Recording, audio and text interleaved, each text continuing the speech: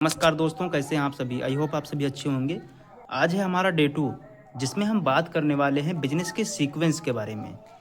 क्योंकि विवेक सर हमेशा बोलते हैं बिजनेस सीक्वेंस में होता है। तो बिजनेस के सीक्वेंस कौन कौन से होते हैं तो उसके ऊपर डिस्कस करने वाले हैं। जो बिजनेस के सीक्वेंस होते हैं वो होते हैं 8 पीज के ऊपर। 8 पीज क्या होता है? पहला होता है प्रॉब्लम, दूसरा होता है प्रोस्पेक्ट, तीसरा होता है पीपल, चौथा होता है प्रोडक्ट, पांचवा होता है प्राइसिंग एंड पोजिशनिंग, छठा होता है प्रोसेस एंड परफॉर्मेंस, सातवां होता है प्रॉफिट और आठवां होता है पर्पस। तो इसके ऊपर डिटेल्स में डिस्कस करते हैं। सबसे पहले पकड़ते हैं प्रॉब्लम को। प्रॉब्लम के अंदर दो चीज़ें होती हैं। जो सबसे पहली चीज़ होती है वो होता है मेरे कस्टमर की कौन सी बर्निंग प्रॉब्लम है जो मेरा कस्टमर खुद से सॉल्व नहीं कर पा रहा है। और इसी के अंदर आता है दूसरा चीज़ कि मैं उसको ऐसे कैसे सॉल्व करूं कि मेरा कॉम्पिटिटर भी अभी तक मार्केट में सॉल्व ना कर पा रहा हो। तो इसके ऊपर क्या होता है कि हमें मार्केट की बर्निंग प्रॉब्लम को पकड़ना होता है। उसके बाद आता है दूसरा पी, वो होता है प्रोस्पेक्ट। यानी हमें राइट कस्टमर को कैसे आइडेंटिफाई करना है। उसका एज क्या होगा, उसका जियोग्राफी का क्या होगा, कहाँ से आता है, किस जेंडर का होगा, उसकी बायोग्राफी कैसी होगी, उसका कंज्यूमर बिहेवियर कैसा होगा, उसकी बाइंग कैपेसिटी कैसी होगी। तो ये सारी चीज़ें हमें मेजर करनी होती हैं। इन सभी चीज़ों को मेजर जब करते हैं हम फ्रेमवर्क के ज़रिए तो हम आइडेंटिफाई कर पाते हैं कि मेरे लिए कौन सा कस्टमर राइट रहेगा जिससे मैं सबसे ज़्यादा कन्वर्जन ला पाऊँ। तो ये कुछ प्रोसेस होते हैं हमें राइट कस्टमर को आइडेंटिफाई करने के। अब ये होता है पीपल। पीपल के अंदर आता है मैन पावर। हमें एक राइट मैन पावर कैसे बिल्ड करना है। हमारी जो प्रोडक्ट होगी, हमारी जो सर्विसेज होंगी, उसको सेल कौन करेगा मार्केट में। उसके लिए हमें मैन पावर की रिक्वायरमेंट होगी। एक कैटेगरी मैन पावर बिल्ड करना पड़ेगा। और उस प्रोडक्ट को सेल करने के लिए जैसे हमने टीम बिल्ड कर लिया, मैन पावर बिल्ड कर लिया, लेकिन हम उसको सेल किसको करेंगे, उसके लिए कस्टमर चाहिए होंगे। और कस्टमर के लिए हमें मार्केटिंग करना पड़ेगा। मार्केटिंग के लिए हमें मैन पावर की ज़रूरत पड़ेगी। तो सेल्स के लिए, मार्केटिंग के लिए, अपना जो फिनांस है उसको मैनेज करने के लिए हमें मैन पावर की रिक्वायरमेंट पड़ेगी। तो बिजनेस के जो भी फंक्शंस होते हैं उसको डेली के टास्क को मैनेज करने के लिए हमें मैन पावर की रिक्वायरमेंट होगी। तो ये आता है तीसरे पी के अंदर, पीपल के अंदर। चौथा पी होता है वो होता है प्रोडक्ट का। हमारा प्रोडक्ट क्या होगा, हमारी सर्विसेज क्या होंगी।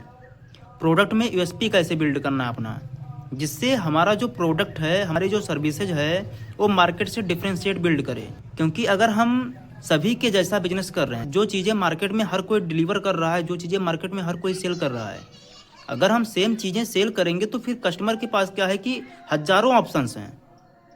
लेकिन हमें हज़ारों ऑप्शंस की जगह एक कस्टमर के लिए चॉइस बनना है। तो चॉइस कैसे बनेंगे, अपनी यूएसपी बिल्ड करके। इसके लिए अपना जो प्रोडक्ट है उसको कैसे डिज़ाइन करना है, पैकेजिंग कैसे होगी, उसमें यूएसपी क्या डालना होगा, यूनिक फीचर क्या होगा उसके अंदर, यूनिक सेलिंग प्रोपोजिशन क्या होगा, अपना वीआईएस मॉडल कैसे बिल्ड करना है जिससे कि हमारे कस्टमर के लिए वैल्यूएबल रहे और कंपटीशन के लिए इनइमिटेबल रहे, कंपटीशन उसको कॉपी ना कर पाए और मेरे लिए स्केलेबल रहे। ये सारी चीज़ आती हैं प्रोडक्ट के अंदर। इसके बाद पांचवा पी होता है प्राइसिंग एंड पोजिशनिंग। हमारा जो प्रोडक्ट है, हमारी जो सर्विसेज हैं, हम किस प्राइसिंग के साथ में मार्केट में इंटर करेंगे, किस तरीके से हमें पोजीशन करना होगा, किस ऑफरिंग के साथ में जाएंगे, शुरुआती कॉस्ट हमारा क्या होगा, हम किस तरीके से जो कॉस्ट लगा रहे हैं उसके बिहाफ पर हमें जो मार्जिन होगा, कितना मार्जिन डिजाइन करके चलना होगा। तो इसके लिए राइट प्राइसिंग बहुत ज़रूरी है।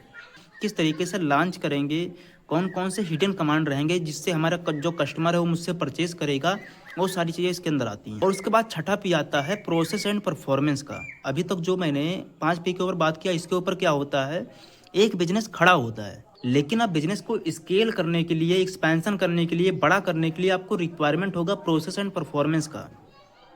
आपको हर एक डिपार्टमेंट कैटेगराइज करना होगा अपने बिजनेस में और हर एक डिपार्टमेंट के एसओपी बनाने पड़ेंगे। आपको हर एक डिपार्टमेंट में एमआई सिस्टम लगाना पड़ेगा, आपको राइट टूल्स, टेक्नोलॉजी इंटीग्रेट करना पड़ेगा। यहाँ से होता है एक्सपेंशन का प्रोसेस। एट द एंड अगर आप सारी चीज़ों को हैंडल कर रहे हैं तो फिर आप बिजनेस नहीं कर रहे हैं, आप ऑपरेशंस के ट्रैप में फंसे हुए हैं। और ये जब बिजनेस ओनर रोल होता है, बिजनेस ओनर का ग्रोथ ओरिएंटेड टास्क, इसके अंदर आता है हाई पेइंग क्लाइंट तक पहुँचना, नई ज्योग्राफी को एक्सपैंड करना, ये कैटेगरी मैन पावर बिल्ड करना और मार्केटिंग को इम्प्रूव करना जहाँ से हमारे पास में हाई पेइंग क्लाइंट आ सकें। तो ये होता है एक बिजनेस ओनर का रोल। तो हमें अपने रोल को, अपने गोल को माइंड में रखते हुए, ध्यान में रखते हुए चलना है, अपने बिजनेस को ग्रो करना है। इसके लिए आपको प्रोसेस बनाना होगा, आपको right team, technology, training integrate करना पड़ेगा, जिससे अपने बिजनेस को स्मूथली आप रन कर पाएँ। जो भी टास्क रिपीटेबल हैं उसको आप मैनुअल पर एसओपी के थ्रू कन्वर्ट कर दें, ताकि क्या है कि कोई भी नया बंदा आए तो उस मैनुअल को पढ़ के चीज़ों को एज इट इज एग्जीक्यूट कर पाए, सेम रिजल्ट जनरेट कर पाए। तो ये होता है प्रोसेस एंड परफॉर्मेंस के अंदर। जो सातवां पी होता है वो होता है प्रॉफिट। यहाँ से हमें देखना है कि हमारी कंपनी में कहाँ कहाँ जो एक्स्ट्रा एक्सपेंसेस जा रहे हैं, जिसको हम रिड्यूस करके अपनी प्रॉफिट को इंक्रीज कर सकते हैं। सबसे पहले आपको ध्यान में रखना है कि जो मैंने पहले 6 पी बताए हैं, इसके बेसिस पर अपने बिजनेस को इम्प्रूव करना है, अपने बिजनेस को स्ट्रक्चर करना है। और जो सातवां पी है प्रॉफिट, वो ऑटोमेटिकली आएगा। इसके लिए आपको एफर्ट लगाने की ज़रूरत नहीं है, क्योंकि आपने जो लास्ट 6 पी थे उसके ऊपर आपने बिजनेस को रिस्ट्रक्चर कर लिया है। आठवां पी होता है पर्पस। आपको अपनी कंपनी का पर्पस इस्टेब्लिश करना होगा। आपको अपनी कंपनी का मिशन, आपको अपनी कंपनी का विजन क्लियरली बेसिस पर इस्टेब्लिश करना होगा, आइडेंटिफाई करना होगा कि मुझे कंपनी को ग्रो क्यों करना है, मुझे बिजनेस क्यों करना है, इससे मुझे क्या बेनिफिट होगा, मेरे सोसाइटी को क्या बेनिफिट होगा, मेरे स्टेट को क्या बेनिफिट होगा और मेरे देश को क्या बेनिफिट होगा। जो 7 पी मैंने आपको बताए पिछले, उनको जो सजो के रखता है वो होता है पर्पस। ये रहे कुछ बिजनेस के 8 पीज। इन सभी पॉइंटर्स के ऊपर एक बिजनेस को रिस्ट्रक्चर कर पाएंगे आप। आज के लिए इतना ही, मिलते हैं नेक्स्ट वीडियो में। धन्यवाद।